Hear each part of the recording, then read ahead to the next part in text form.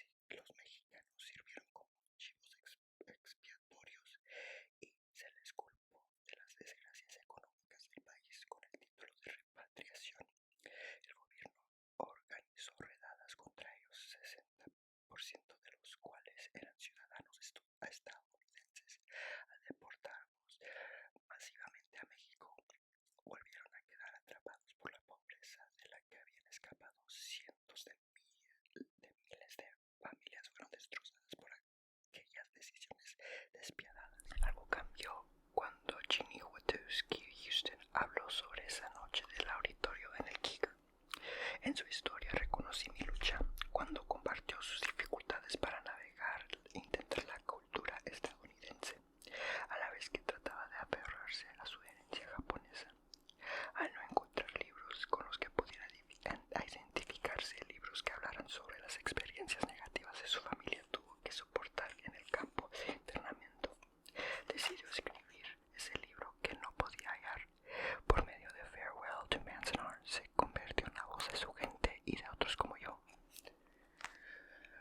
Cuando aprendí a leer inglés en el 8º grado, recuerdo haber sentido la misma desesperación a la que ella se refería.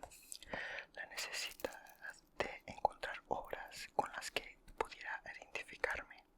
Como niña inmigrante de México que luchaba por adaptarse al estilo de vida estadounidense, había tenido problemas para ver mis experiencias reflejadas en los libros que me daban mis profesores en la escuela o la encargada de la biblioteca pública. En lugar de eso, crecí leyendo historias que, en su mayoría, trataban sobre chicos blancos de clase media, cuya única preocupación era el tipo de mascota que querían o que iban a ponerse en el baile de clase. Obras como la serie Sweet Valley High me ponían en contacto con un país que no era el mío, y anhelaba en mi interior sentir un vínculo y ser mi historia como parte de mi literatura estadounidense. A menudo me preguntaba si no estoy en la literatura, eso significa que no existo. Más tarde encontré libros acerca de los adultos inmigrantes que describían dificultades que experimentaba la primera generación, como mis padres o Arturos al llegar a Estados Unidos, empleos mal pagados, abuso y discriminación en lugar de trabajo, miedo a ser deportados, conflictos para asimilar y aprender inglés, así como las penurias de navegar y entender las matices de la cultura y la sociedad. Entonces me preguntaba, ¿acaso los niños inmigrantes no formamos también una parte importante de la narrativa inmigrante? ¿No valía la pena contar las historias de nuestro dolor, sufrimiento y nuestras luchas y triunfos? Estando en Santa Cruz leí novelas biográficas que se encargaban en clases o que encontraba en la biblioteca. No obstante, seguía sintiendo un vacío, un anhelo, una pieza faltante que desesperadamente quería encontrar. Lo que más deseaba era no sentirme invisible. ¿Dónde estaba el libro que hablaba sobre los efectos de la separación y cómo la inmigración puede convertir a padres e hijos en extraños? Me había quejado con esto con mi mejor profesora de escritura, Micah Burks, el año anterior en la UCSC. Por fin contrató una profesora permanente en el departamento de escritura creativa y me alegró saber que había llegado para quedarse, a diferencia de los adjuntos que iban y veían cuando terminaba el cuatrimestre para nunca verlos de nuevo. Maika fue la primera profesora del programa que nos entendía a mí y a mi cultura y que no pensaba que tenía una gran imaginación, y en lugar de eso aceptaba mi escritura por lo que era mi realidad, mi verdad. Además de las clases que tomaba con ella, me había inscrito para tomar un curso aparte para que trabajáramos de forma individual. Fue ella quien me dijo, Reina, a veces uno mismo tiene que escribir el libro que quiere leer. En otras palabras, tendría que escribir lo que quería para traerlo a la existencia. Intenté visualizar ese libro que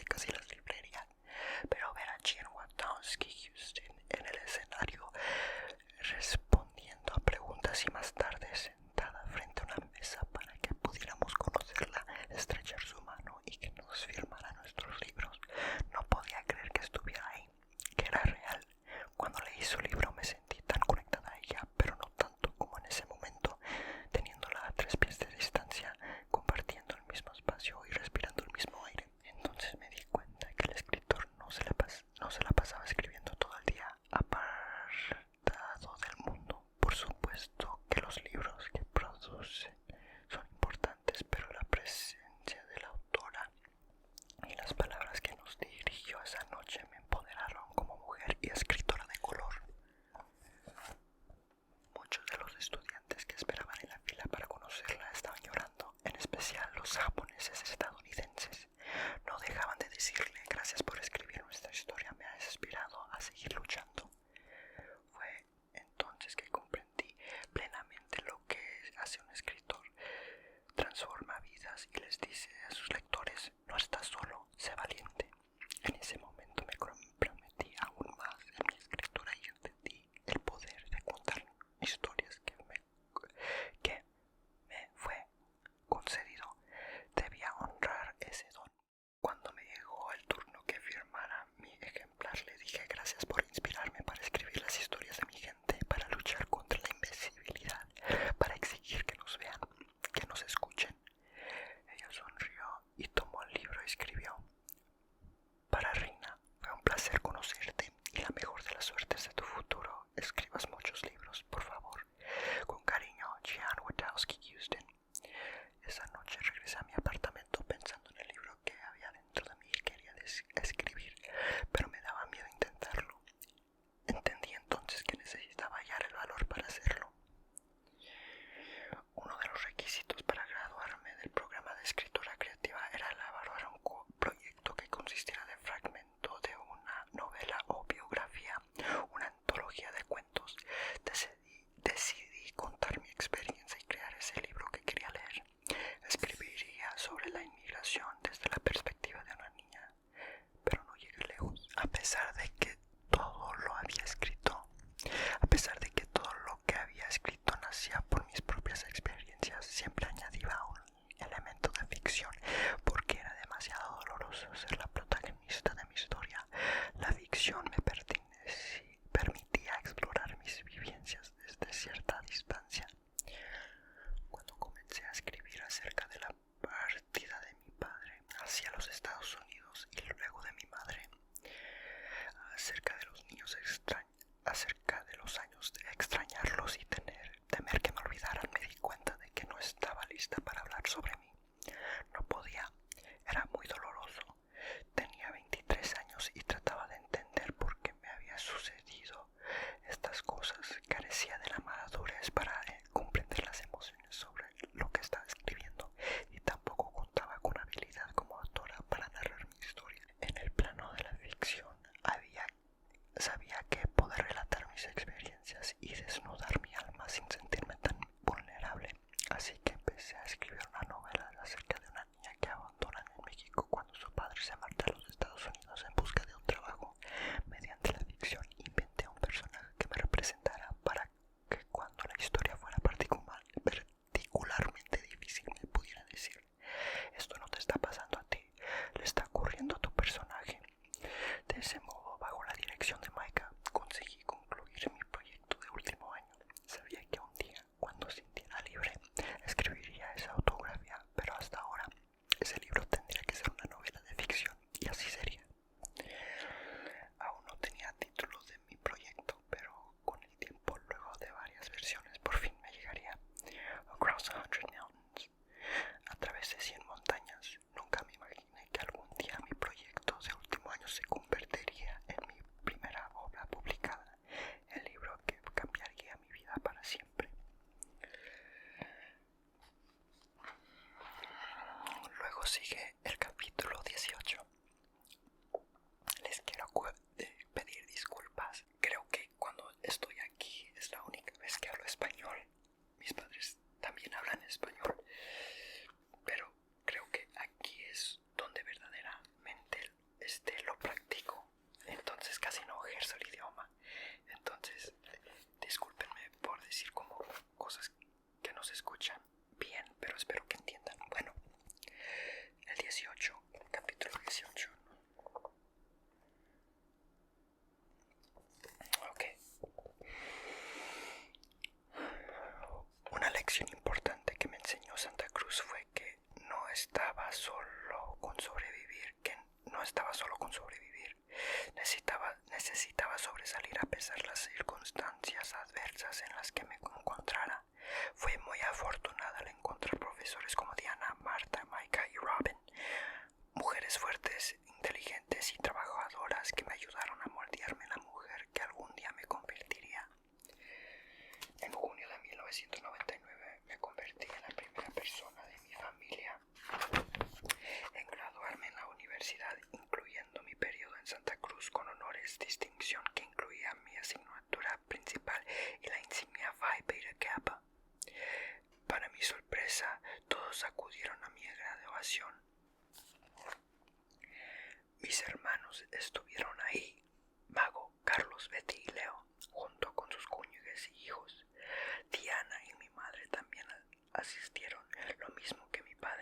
No esperaba que mi padre viniera, ni siquiera había permitido soñar que lo haría. Cuando apareció en Santa Cruz para mi graduación, por ese momento creí que era una visión, justo la misma sensación que tuve 14 años atrás cuando se presentó en Iguala.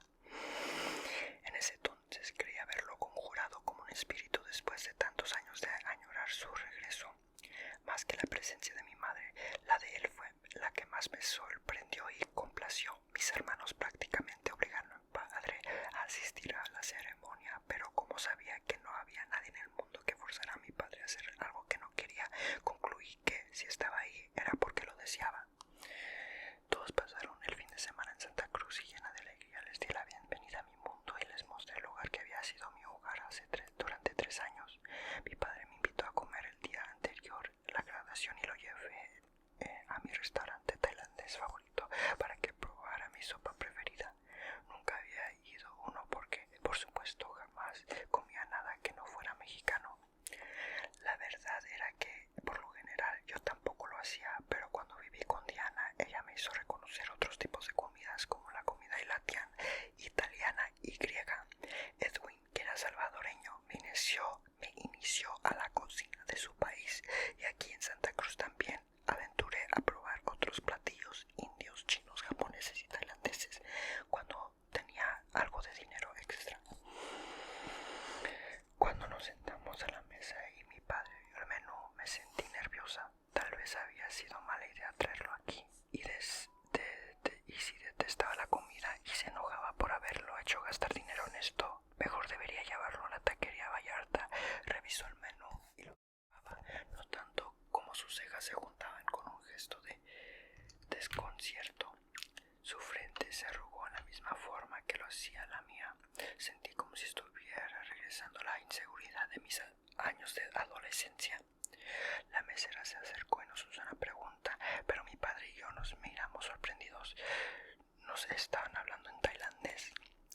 Disculpe, le dije en inglés. Volvió a repetirnos la oración en tailandés y mi padre y yo sonrimos desde nuestro lado de la mesa.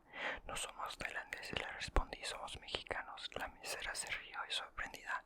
Ay, Dios mío, casi me encanta. Nosotros también nos reímos. Tanto él como yo probablemente habríamos pasado por coreanos, camboyanos, filipinos, indios y tailandeses. Éramos parecidos, ojos rasgados, caras redondas, frentes pequeñas, narices chatas. Nos mirábamos mutuamente. Yo era hija y él, mi padre, compartíamos la misma sangre que corría por nuestras venas y una historia en común tejida por los mismos sueños y pesares. Durante ese breve instante lo que ocurrió en el pasado había dejado de importar. Noté que los hombres de mi padre relajaron. Chata, ¿por qué no pides algo para los dos? Pues sabes lo que te gusta aquí. Está bien, respondí, y la tensión en mi cuerpo comenzó a desaparecer. Ordené tallarines con pollo y mi sopa favorita de coco con camarones para compartir. Bueno, no sé dónde quedé. Había descubierto este restaurante como 1 año y medio atrás. Marta me trajo aquí para celebrar el Día de Acción de Gracias. Creo que sintió pena por mí cuando me enteró que, a diferencia de la mayoría de los estudiantes que habían ido a casa a pasar por las fiestas, yo me quedé en Santa Cruz. Le dije que no tenía ninguna casa donde ir, pero que a esas alturas ya estaba acostumbrada. Tal vez no me creyó o no hizo caso a mi mentira, porque fue entonces cuando me preguntó si le permitiría invitarme a comer ese día sentada en lugar con Marta.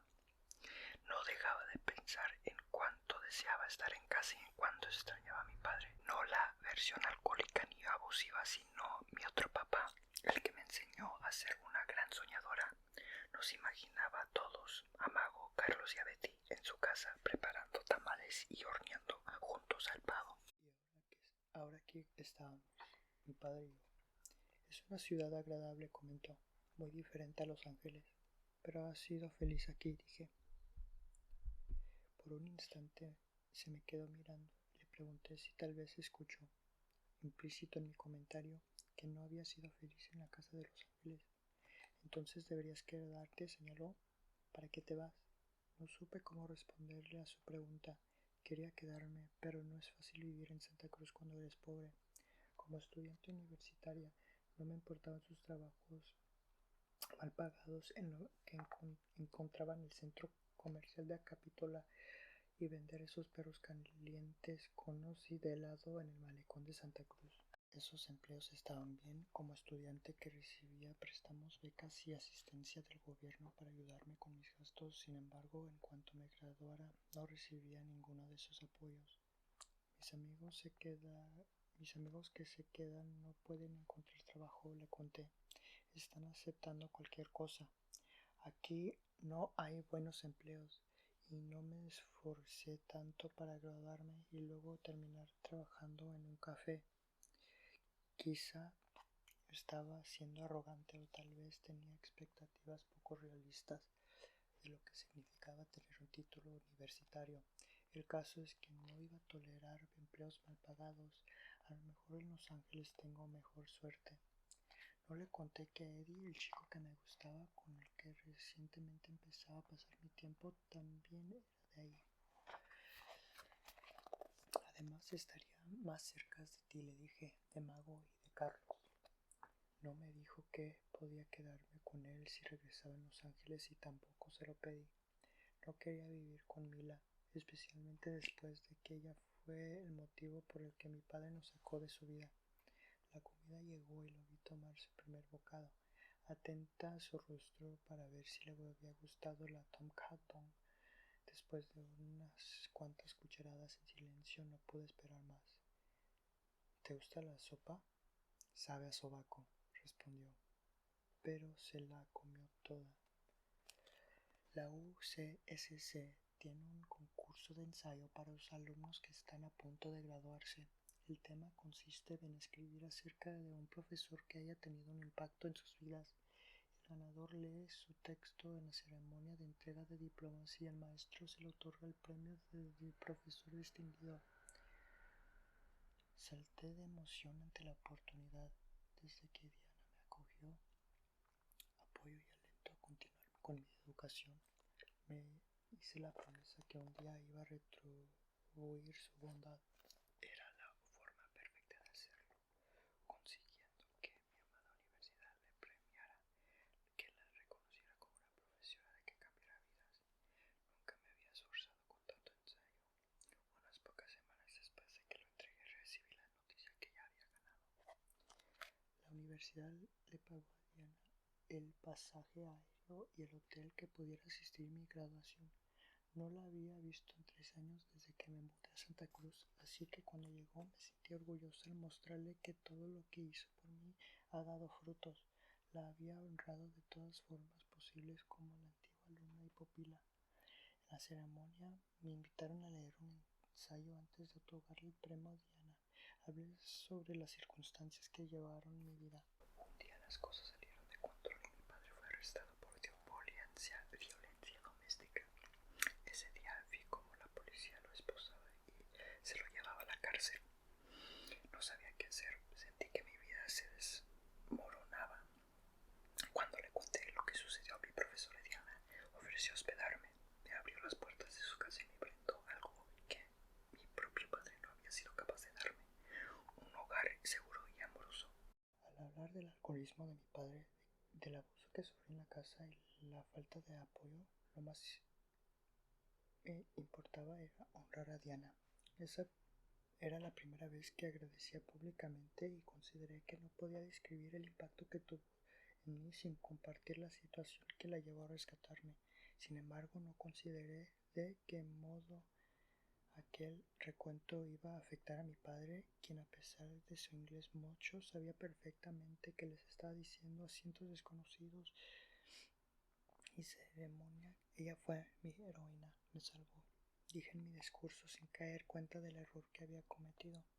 Después de la ceremonia, mi padre regresó a su actitud dura, su brusquedad y su indiferencia. El hombre, quien había comido el día anterior, se rió conmigo y comió mi sopa favorita a pesar de que olía que sabía sobaco. Se había ido. Me dio un abrazo fugaz y posó sin ganas las fotografías que nos sacamos.